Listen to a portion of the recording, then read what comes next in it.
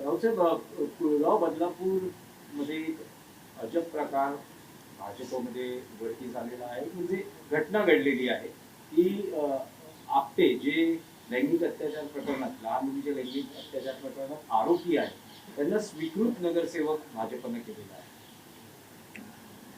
देशभरामधल्या अलीकडच्या काही घटना आपण पाहिल्या असतील तर या देशातल्या अनेक भागातले अशा प्रवृत्तीचे लोक जे राष्ट्रीय स्वयंसेवक संघाशी संबंधित आहेत, बहुसंख्य लोक यातले, त्यांना आपल्या पक्षात घेऊन प्रतिष्ठा द्यायची, हे भारतीय जनता पक्षाचं एक राष्ट्रीय धोरण दिसतंय मला. मला वाटलं बदलापूरच्या शाळेमध्ये हा लैंगिक अत्याचाराचं प्रकरण घडलं होतं आणि बदलापूर 2 दिवस किंवा त्यापेक्षा जास्त पेटत होतं. आंदोलन झालं, दंगल झाली, गाड्या थांबवल्या, मुख्यमंत्र्यांना हस्तक्षेप करावा लागला, राजकारण्यांना तिकडे पाऊल ठेवू दिलं नाही. ज्या शाळेमध्ये हा सर्व प्रकार घडला त्या शाळेच्या संचालकांनी संबंधित मुलगी आणि तिच्या आईची तक्रार सुद्धा घेऊ नये, पोलिसांनी यासाठी दबाव आणला होता. भारतीय जनता पक्षाच्या माध्यमातून एका अल्पवयीन मुलीवर अत्याचार झाला, ज्या शाळेच्या आवारात झाला किंवा शाळेच्या खोलीत झाला, त्या शाळेच्या संचालकांची काहीच जबाबदारी नाही का? त्यानंतर शाळेचे संचालक फरार झाले, मग ते ठरवून सरेंडर झाले. आता आम्हाला तर असं वाटलं की ते अजून जेलमध्येच आहे. आता तुमच्या माध्यमातून कळते की ते नगरपालिकेच्या सभागृहात रवींद्र चव्हाण त्यांना घोड्यावर बसून घेऊन चालले. काय चाललंय या महाराष्ट्रामध्ये? संपूर्ण देशामध्ये हे सुरू आहे. तुम्ही उत्तराखंडमध्ये अंकिता भंडारीचं प्रकरण तुम्हाला माहीत असेल. भारतीय जनता पक्षाचा एक प्रमुख नेताच त्याच्यामध्ये आहे. तिच्यावरती अत्याचार करून तिला ठार मारण्यामध्ये ते भाजपचे खासदार झालेले. आता इथे जे आपटे नावाचे ग्रस्त आहेत, RSS आणि भाजपशी संबंधित, त्यांना लैंगिक अत्याचाराबद्दल काय भाजपने बक्षीस दिलं आहे का? इनाम दिलं आहे का? पूर्वी इनाम द्यायचे. तर अशी कृत्य करणाऱ्यांना इनाम द्या. ते निर्दोष सुटलेत का अद्याप? नाही. जर न्यायालयात खटला चालवून त्यांचं निर्दोषत्व सिद्ध झालं असतं तर त्याच्यावरती कदाचित आम्ही नसतो बोललो. पण अजून खटला पेंडिंग आहे. खटला चालवू दिला जात नाही भाजपकडून, हे पण तुम्हाला मी सांगतो. आणि भविष्यामध्ये यांना सुद्धा मुख्यमंत्री क्लीन चिट देतील. जर देवेंद्र फडणवीस यांना काँग्रेसबरोबर युती नको आहे, त्यांनी त्यांच्या लोकांवर कारवाई केली असं म्हणतात. जर देवेंद्र फडणवीस यांनी ओबीसीच्या पक्षाबरोबर आमचे वैचारिक मतभेद आहेत, आम्ही त्यांच्याबरोबर युती करणाऱ्यांवरती कारवाई करू, मग लैंगिक अत्याचार प्रकरणातल्या आरोपींशी तुमची युती होऊ शकते का? ते पण त्यांना थेट तुम्ही स्वीकृत नगरसेवक करून पालिकेत पाठवताय. तुम्ही महाराष्ट्राच्या संस्कृतीवरती थुंकताय. महाराष्ट्राची संस्कृती आहे त्याच्यावर तुम्ही थुंकताय. काय संदेश देताय तुम्ही देशाला? आणि तुम्ही महाराष्ट्राचे रक्षण करते आहात. तुम्ही महाराष्ट्राचे राज्य करते आहात. हे तुमचं काम आहे. अत्यंत घृणास्पद प्रकार भारतीय जनता पक्षाने केलेला. काँग्रेस, MIM ह्यांच्याबरोबर तुम्ही शेवटी छुपी युती केलेलीच आहे. आणि आता एका बाजूला लैंगिक अत्याचारात जे प्रकरण सगळ्यात जास्त या महाराष्ट्रात गाजलं आणि जनता हादरली, त्यातल्या आरोपींना तुम्ही तुमच्या पक्षात सन्मानानं घेऊन महानगरपालिकेत पाठवताय, ते पण स्वीकृत. लज्जास्पद प्रकार आहे. राज्याच्या प्रतिमेला काळिमा फासणारे कृत्य भारतीय जनता पक्ष करताय. लाडक्या बहिणींना 1500 रुपये देऊन तुम्ही असे व्यभिचार घडवताय. लाडक्या बहिणींना 1500 रुपये देऊन तुम्ही त्यांची अब्रू विकत घेताय. बोलिये.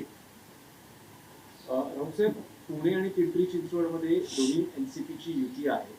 आज पहिल्यांदा असं बघायला मिळतं की पुण्यात पत्रकार परिषदेत अजितदादा आणि सुप्रिया सुळे एका मंचावर शेजारी बसून वचननामा प्रसिद्ध करतात.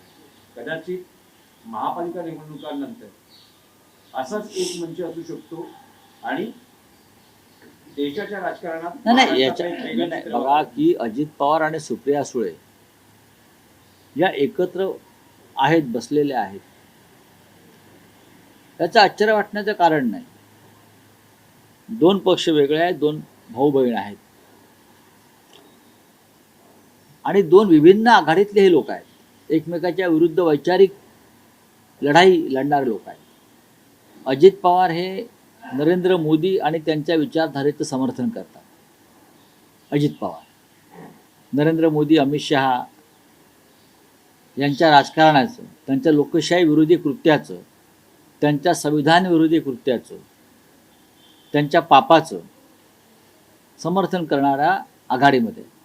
आणि दुसऱ्या बाजूला शरद पवारांचा जो पक्ष आहे तो या सगळ्यांना विरोध करतो आहे की नरेंद्र मोदी लोकशाहीची हत्या करतायत, अमित शहा हे यंत्रणांचा गैरवापर करून विरोधकांचा आवाज दाबतायत, अमित शहा, नरेंद्र मोदी हे हिंदू मुसलमान अशा धर्मांध विचारांच्या बरोबर आहेत आणि त्यावर निवडणुका लढतात.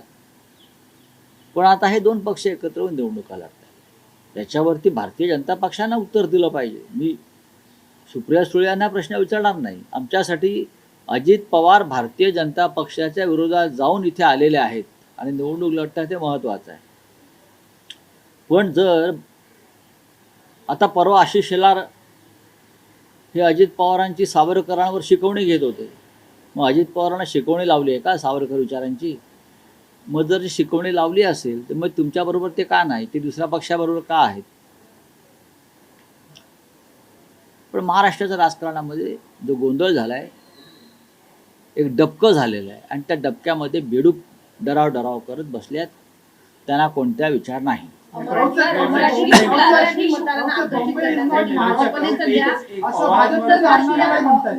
पवारांवरच प्रश्न आहे की तुम्ही असं म्हणतात की दोन्ही विचारधारा वेगवेगळ्या आहेत पण एकत्र व्यासपीठावर आहेत. तर हे चित्र बघताना तुम्हाला आश्चर्य वाटतं की खंत वाटते? नाही, आश्चर्य वाटायला नको आणि खंते वाटायला नको. सध्याचं राजकारण ज्या पद्धतीनं चाललेलं आहे, फक्त ये न केन प्रकारे माझी माणसं निवडून आली पाहिजेत यासाठी लोक एकत्र येत आहेत. जर अमरनाथमध्ये काँग्रेसचे 12 नगरसेवक भाजपात विलीन होतात किंवा परभणीमध्ये शिंदे गट, ओबीसी गट एकत्र येतात, तर कोणती विचारधारा राहिली महाराष्ट्रामध्ये? विचारधारा फक्त व्यासपीठावर बोलण्यासाठी आहे, बाकी काही नाही, आणि मुलाखती देण्यासाठी आहे. Bombay is not Maharashtra city असं वादग्रस्त विधान भाजपचे नेते अण्णामलाई यांनी केले. त्याच्यावरती एकनाथ शिंदे यांच्या पक्षाचं काय म्हणणं आहे, जे स्वतःला शिवसेना वगैरे समजतात, आणि महाराष्ट्राचे मुख्यमंत्री देवेंद्र फडणवीस जे म्हणतात की सूर्यचंद्र असेपर्यंत मी मुंबईला महाराष्ट्रापासून वेगळं होऊ देणार नाही. बरं का, गर्जना चांगली आहे, पण तुमच्या पक्षाचेच पुढारी इथे येऊन मुंबई महाराष्ट्राची नाही असं म्हणतात. त्याच्यावर त्याने उत्तर दिलं पाहिजे. एकनाथ शिंदेनं उत्तर दिलं पाहिजे, त्यांच्या लोकांनी उत्तर दिलं पाहिजे. मुंबई महाराष्ट्राची नाही असं तुमचे स्टार प्रचारक सांगतायत. हा जो कोणी अण्णा फण्णा झन्ना मलाही आहे, बरं का, हा विचार भाजपचा आहे का? तो भाजपचा नेता आहे. नेता असेल तर तुम्ही त्याच्या विरुद्ध, या अण्णामलाई विरुद्ध इथे गुन्हा दाखल केला पाहिजे, महाराष्ट्रद्रोहाचा. महाराष्ट्राच्या राजधानीविषयी तो असं कसं का वक्तव्य करू शकतो? 106 मराठी हुतात्म्यांचा अपमान भाजपच्या अण्णामलाईनं केला असेल तर महाराष्ट्राच्या मुख्यमंत्र्यानं त्याच्यावर गुन्हा दाखल करून त्याला ताबडतोब अटक केली पाहिजे. त्याला मुंबईच्या बाहेर जाऊ देता कामा नये. कोणी लुंग्या सुंग्या येईल आणि मुंबई महाराष्ट्रावर अशा प्रकारे जाऊन आमच्या तोंडावरती चप्पल मारून जाईल. कुठे आहे तुमचा स्वाभिमानी बाणा? हे धनुष्यबाण ज्याने घेऊन चोरला आहे किंवा जे शिवसेना म्हणून मिरवत आहेत, का त्यांच्या तोंडामध्ये आता गोळा बसलेला आहे? कापडाचा, एवढे लाचार की तुमच्या थोबाडात मारून गेला तो अण्णामलई सरकारच्या. आमचं आम्ही बघू, आम्हाला काय करायचं ते. हा कृपाशंकर बोलतो, मुंबईचा महापौर, उत्तर भारतीय अण्णामलाईसारखा माणूस येऊन सांगतो की मुंबई महाराष्ट्राचीच नाही. हां, देवेंद्रजीने याच्यावरती उत्तर द्यायला पाहिजे.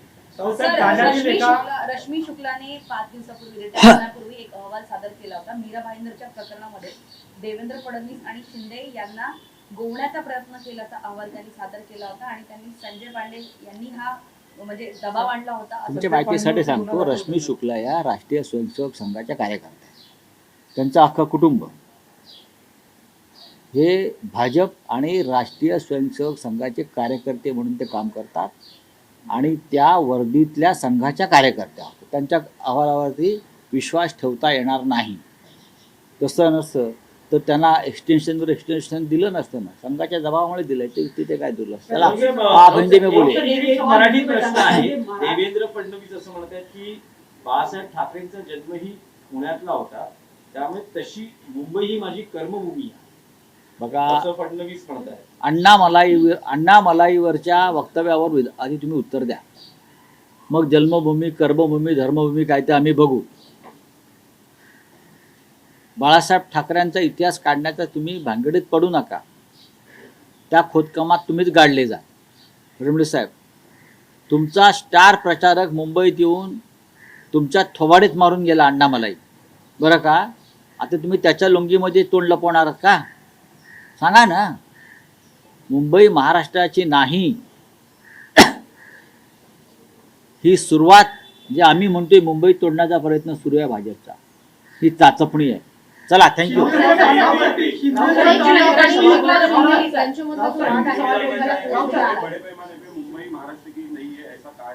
एक अन्नामलई आया है, कहाँ से? तमिलनाडु से. मुंबई में स्टार प्रचार है क्या बीजेपी का? हाँ, स्टार प्रचार है क्या बीजेपी का? वो मुंबई में आकर कहता है कि मुंबई महाराष्ट्र की नहीं है और राज्य के मुख्यमंत्री अब तक उसके ऊपर जवाब नहीं दे पा रहे. डिप्यूटी सीएम एकनाथ शिंदे भी चुप बैठे हैं, जो अपने आप को शिवसेना और धनुष्य बाण लेकर घूम रहे हैं ना, शिवसेना शिवसेना. अगर उनके पास असली शिवसेना होती तो अब तक अण्णामलई की लुंगी छूट जाती मुंबई में. जवाब दीजिए फडणवीस और शिंदे कि आपका पार्टी का एक स्टार प्रचारक यहाँ आता है, नेता आता है और आपके मुंह पर थूक कर जाता है. वो बोल रहा है कि मुंबई महाराष्ट्र की नहीं है, तो किसकी है भाई? पाकिस्तान की है? आप मुझे बताइए. बांग्लादेश की है? मलेशिया की है? आप बताइए ना, किसकी मुंबई है? ये अण्णामलाई से हम सवाल पूछेंगे. अब वो अभी वो मुंबई में है क्या मालूम नहीं, भाग गया होगा डर के. उसके ऊपर FIR लॉज होना चाहिए. जो महाराष्ट्र का और मराठी लोगों का अपमान किया है ये अण्णामलई ने. कृपाशंकर एक बात करते हैं, अण्णामलई एक बात करते हैं. क्या आप मुंबई हमसे तोड़ना चाहते हो मराठी लोगों से? चलिए.